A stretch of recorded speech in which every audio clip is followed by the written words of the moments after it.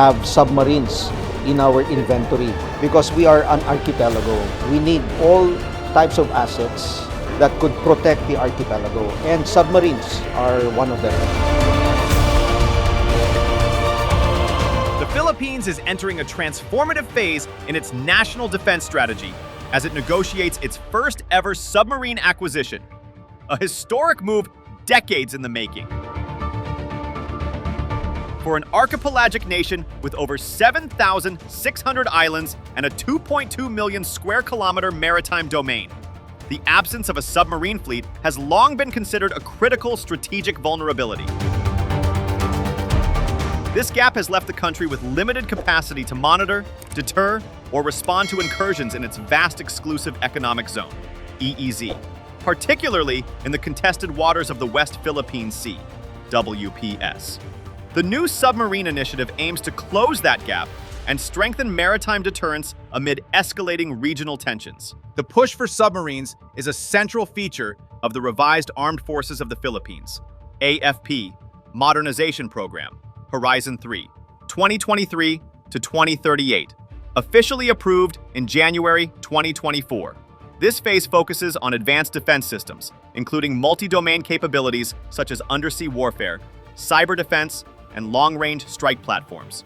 The strategic urgency of this acquisition reflects the growing pressure on the Philippines to safeguard its territorial integrity against China's increasingly aggressive activities, including blockades, ramming incidents, and harassment of Philippine ships in its own EEZ.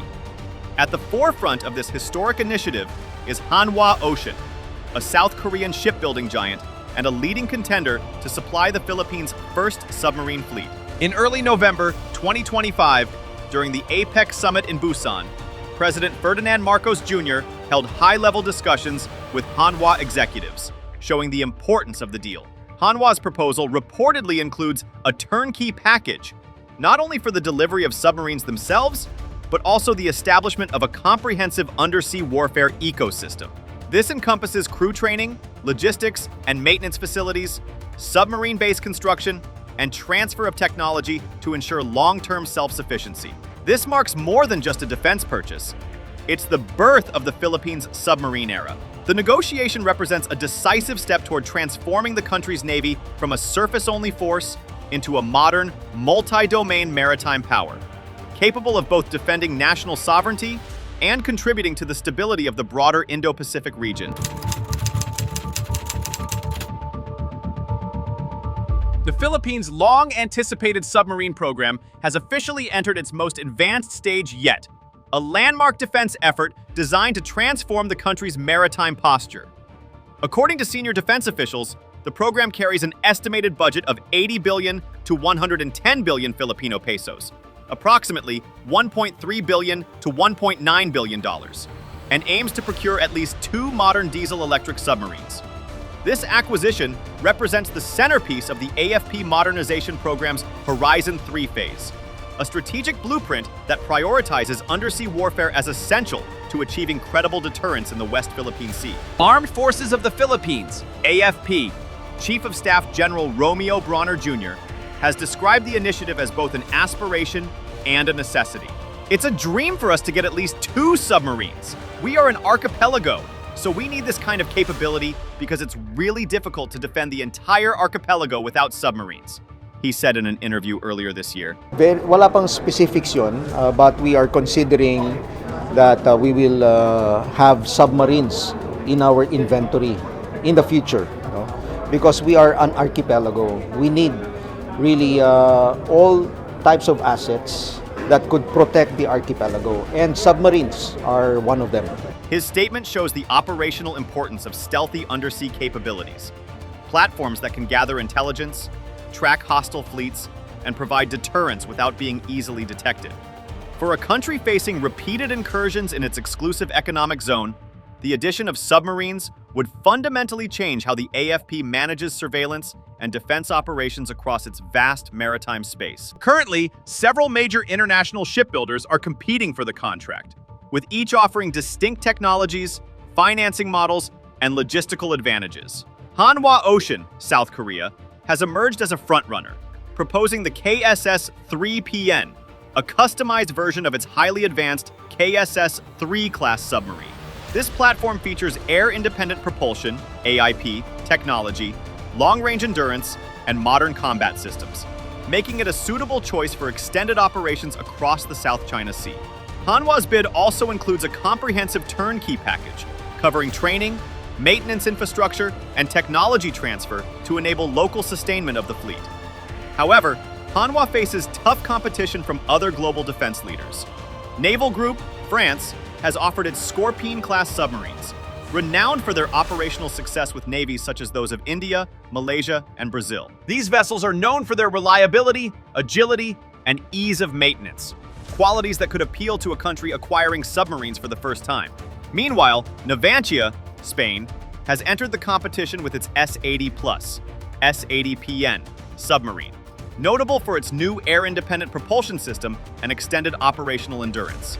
Additionally, Fincantieri, Italy, and ThyssenKrupp Marine Systems, TKMS, Germany, have jointly proposed the U-212 Near Future Submarine, NFS, one of Europe's most modern platforms, which integrates advanced stealth features and long-endurance underwater capabilities. Each of these bids represents not only a different technological pathway, but also a distinct strategic alignment. Choosing between European and South Korean suppliers will shape Manila's long-term defense partnerships and influence the degree of technology transfer and industrial cooperation available to the Philippines. The submarine acquisition program is both a practical defense project and a strategic crossroads. It's not simply about acquiring hardware. It's about defining how the Philippines intends to project power, secure its maritime borders, and engage with its defense partners in an increasingly contested Indo-Pacific environment.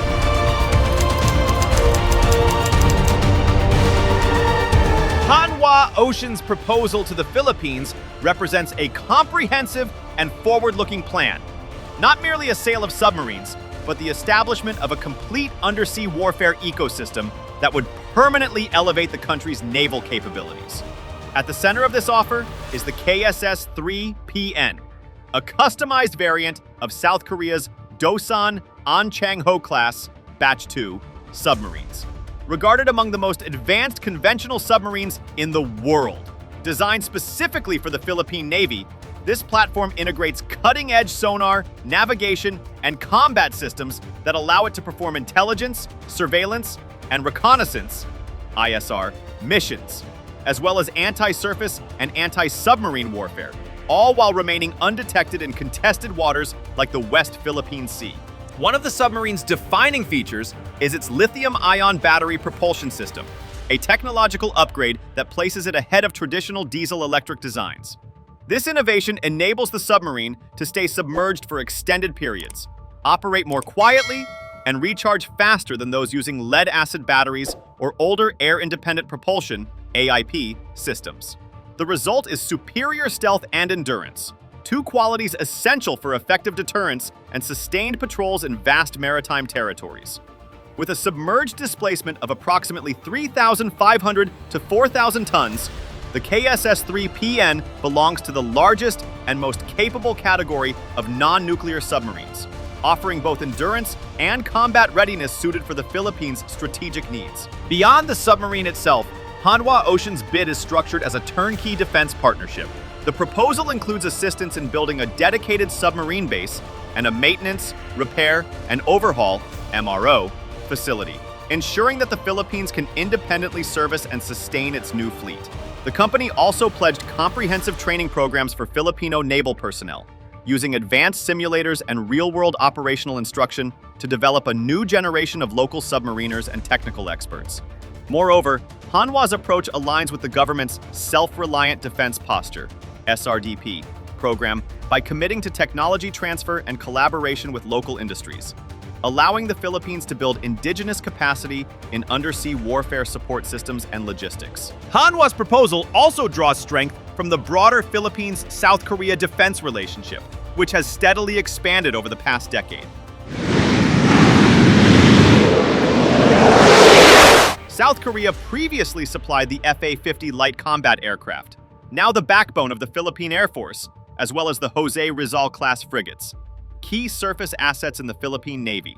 These successful projects have built mutual confidence, interoperability, and a foundation of trust between the two countries' defense establishments. Hanwha Ocean's proposal positions South Korea not just as a supplier, but as a strategic partner in the Philippines' maritime transformation. By combining advanced submarine technology, infrastructure development, and human capital training, the KSS-III PN program could usher in a new era for the Philippine Navy, one where the country transitions from a surface-only force to a credible undersea power capable of protecting its sovereignty and maintaining stability across the Indo-Pacific.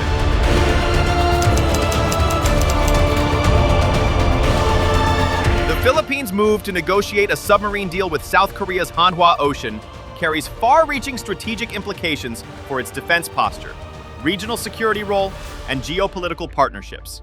This initiative is not merely about acquiring a new platform.